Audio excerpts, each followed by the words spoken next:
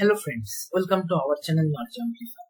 So today in this particular video, I am going to discuss one very interesting regression use case. Okay, so suppose you are given a time series data and that is having certain amount of periodic behavior in it or periodic pattern in it, and we want to create a regression model based on that data. That time the main focus as a data analyst or machine learning engineer will be to capture the periodic pattern. What is the time period after which it is repeating, or what is the fundamental frequency of oscillation for this signal? Because if we are able to capture that, we can create certain amount of sinusoidal based on that particular frequency of oscillation, and we can use that for future prediction, right? So that kind of use case I am going to discuss today. For example, marine wave, if you see, it goes up and down in a periodic nature, and suppose you want to understand that at a particular time instant in future what will be the sea level, okay, that time you can try to capture the periodic pattern, right? Because once you have the fundamental sinusoidal representation of that periodic signal, you can extend it in future time and you can get the corresponding amplitude, and you can predict that as the value of sea level at that particular instant somewhere in future, right?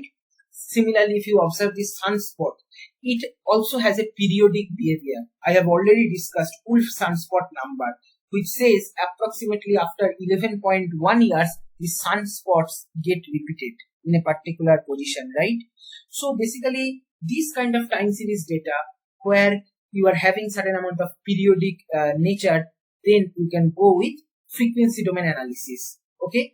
And most powerful tool for frequency domain analysis is nothing but DFT, or to compute in a faster way we use FFT, right? That is fast Fourier transformation. So I am going to show you another use case on this particular spectral domain where we are going to use the spectrum property to get the regression model, okay? So we are having a data. If you see this particular data is having 72 data points. What are these? These are basically nothing but monthly number of accidental deaths in United States from 1973 to 1979, and the data is taken from US National Safety Council. So what is the data indicating? So see this particular one, it is starting with 1973 January, okay? This is 1973 February, 1973 March, similarly April, May, June, July, August, September, October, November, December, right? Once this 12 months ends, this particular value starts for 1974 January, okay? Like that, for each month we are having monthly number of accidental deaths from 1973 to 1979. That is for 6 years of data.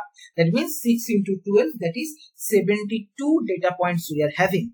And we have to create a regression model on top of it, basically for future prediction of monthly number of accidental deaths, okay? So that we can take certain number of preventive steps to reduce this number, right? Okay. So I hope the problem statement is clear to you. What is the next step? Next step is visualize this data, right? So what I will do, this is our actually magnitude part, or we can say amplitude, which we have to predict. So we require the time also, right? In a time series data, the time is also a very important factor. That's why I have written this particular line, years equal to lean space 1973 to 1979, having 72 data points in it, okay? So what this particular line will create, from 1973 to 1979, it will create 72 data points with equal spacing, and that we are plotting, okay? So let me plot this particular one where x level is year, y level is number of accidental deaths, and just run this particular code with selecting evaluate selection, okay? In command window you can see that it is coming, and here it will show the in the figure window what is our original signal looks like, right? So from this particular diagram itself you can understand that there is certain fundamental frequency of oscillation is present. It is having certain amount of periodic behavior. We need to get that, Okay, so what is the way to get that? That is nothing but we have to perform A50 on top of it. Now before going ahead with A50, let us remove the DC component, because DC component is not at all contributing in calculation of the fundamental frequency, right? Because that is a stationary part and we want to remove that to do our spectrum analysis properly, because we are interested only that part which is oscillating or having some periodic behavior, not that stationary part, right?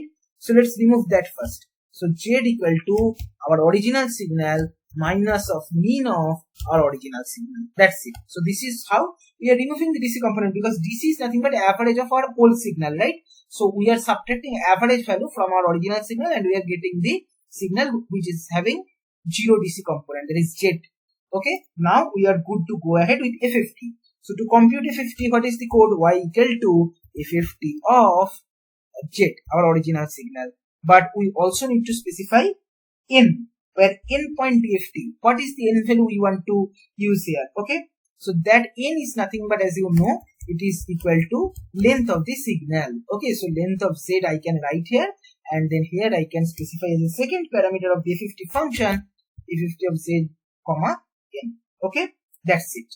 And this will compute our perform A50. Let me just do evaluate selection on this particular one. Okay, you can see in comment when it is done. If you want to see the A50, it will be a complex valued signal. You can see here some complex and real part is coming. Right, now what is the next step? So basically we need to get the fundamental frequency of oscillation. That's why we need to plot the spectrum. And as you know, A50 magnitude spectrum is symmetric. So we no need to consider both sides, we can consider only one side. So let's plot the one-sided spectrum. And how to get the one-sided spectrum? Already in my previous use cases I have explained in detail. Like for example, this particular one, if you see Merino-Wave data analysis, as I have told you, Merino-Wave also goes up and down in a periodic nature. So while discussing this, I have already discussed. So I am just simply taking this particular code instead of discussing same thing again and again, because this is a common code. Okay, so basically our A50 signal, we are taking only the positive part, and then here we are taking specifying our basically a sampling frequency. Okay, so what is sampling frequency? That is nothing but 1 by sampling time, right? So this particular sampling frequency you have to adjust based on your use case. Like for example, for this particular data, what is sampling time? That is 1 month, because see, at each month we are sampling, right, our data. So it will be 1 by 1. Okay, so sampling frequency equal to 1 by sampling time. So 1 by sampling time is 1. So 1 by 1, that is 1 only. And what will be the unit? The unit will be cycles per month, because our sampling time is 1 month. So when you are reversing sampling time to get the sampling frequency, it will be cycles per month, right?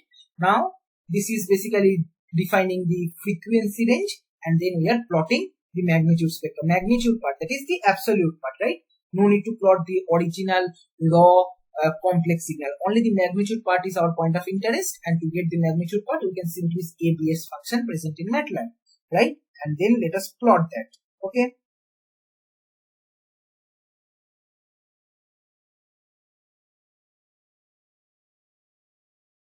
So this is the magnitude response. So for better understanding what I can do, maybe I can use STEM. Let me close this particular figure.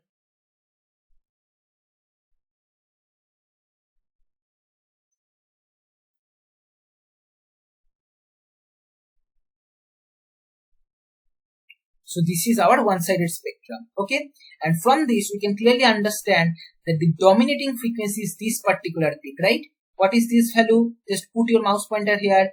0.081234, right? 53. Okay, right.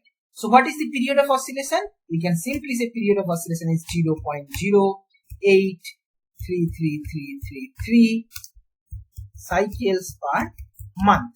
Okay, sometimes instead of stating cycles per month, we can say in terms of cycles per year also.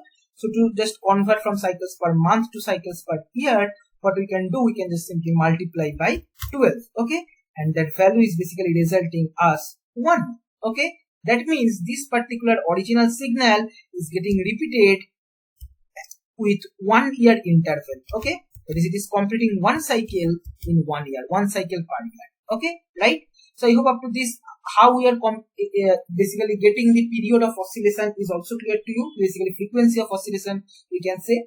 Now the next step is on our original signal we have to create our regression model which we can use for time series forecasting. Okay, so to get the regression model, so let me just make this particular part also as comment, and so yeah, let me give a figure window, and here this particular also let me give a new figure window.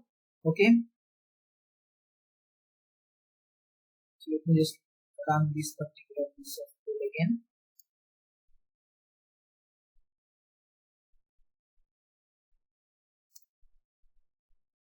I'll be providing the code in the description box or in the comment section. If you want, you can go ahead and click on it. So this is our original signal on which we have to create a regression model, which will kind of sinusoidal it will look, and this is our one-sided spectrum. Okay, so now we have to get the regression model. So what we can do, we can understand that as this is a periodic signal, so obviously the dominating frequency components we will try to extract from this particular one. Maybe top 3 dominating frequency components we can take. Okay, so for that let us draw the complete spectrum. Okay, so as you know, when we take DFT, the K value ranges from 0 to capital N minus 1. Okay, and then here we can do stem K comma ABS of our original A50 signal, which is Y. Okay, and before drawing that, let me give it another figure window, and just let me run this particular piece of code. Okay,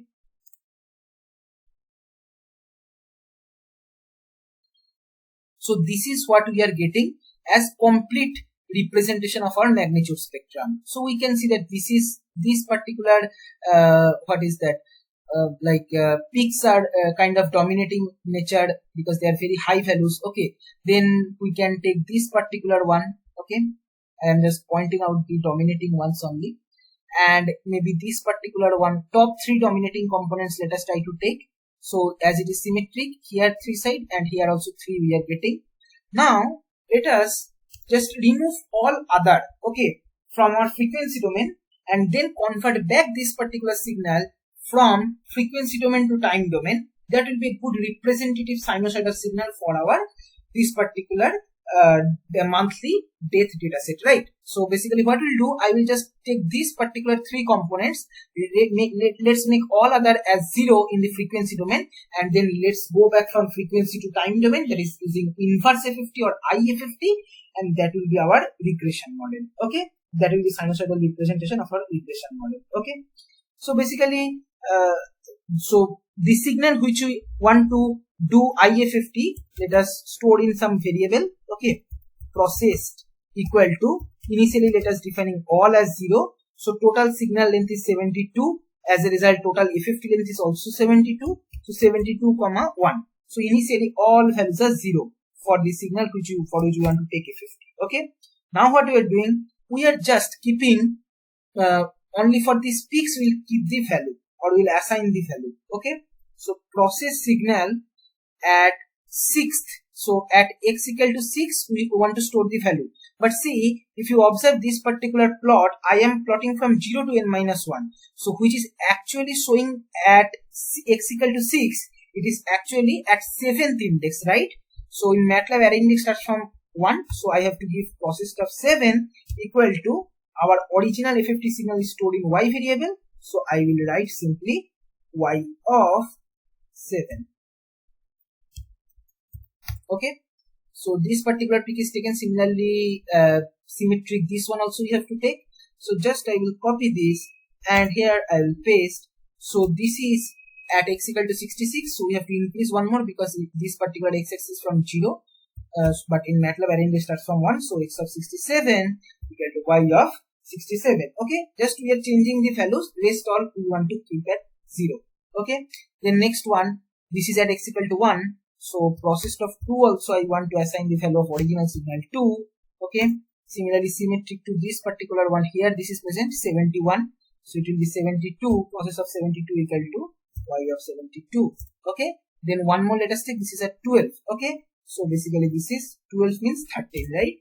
So process of 13 equal to y of 13. Similarly symmetric to that, this signal is present here, okay, which is 60.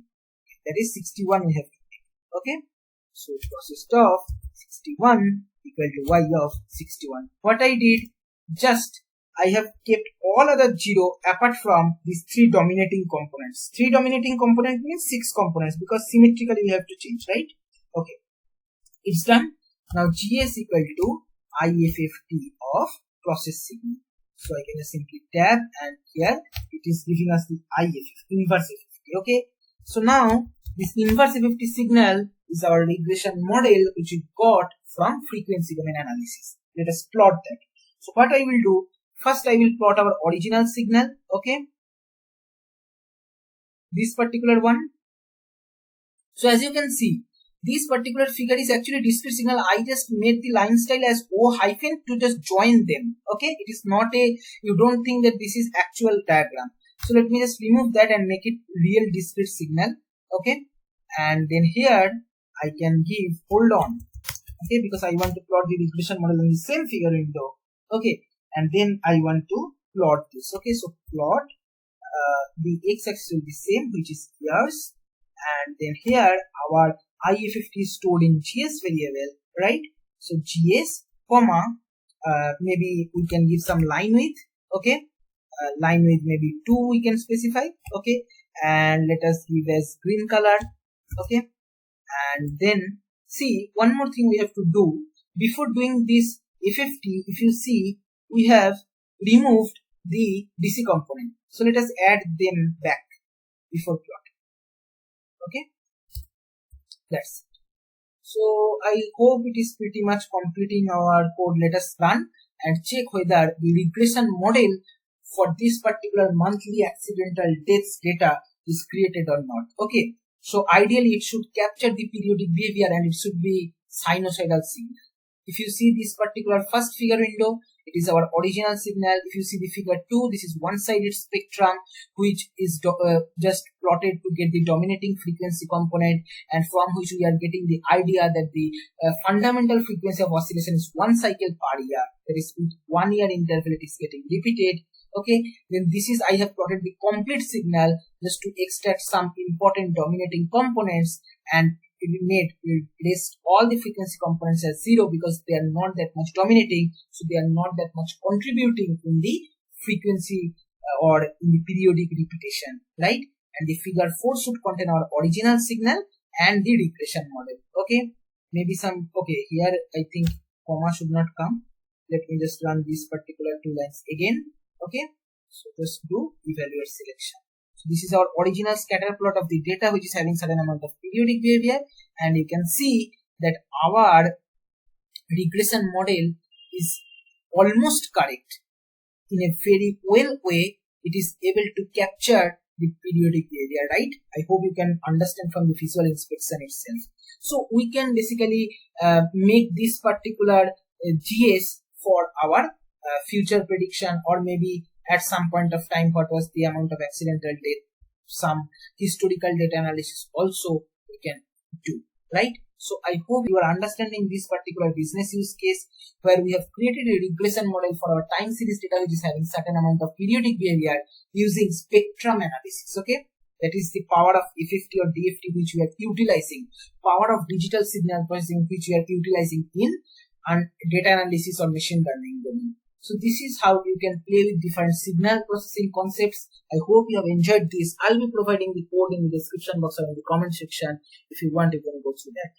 And if you find this video helpful, then please like, share and comment. Subscribe my channel if you have not subscribed till now. And don't forget to press the bell icon to get the notification of my latest videos. Thank you.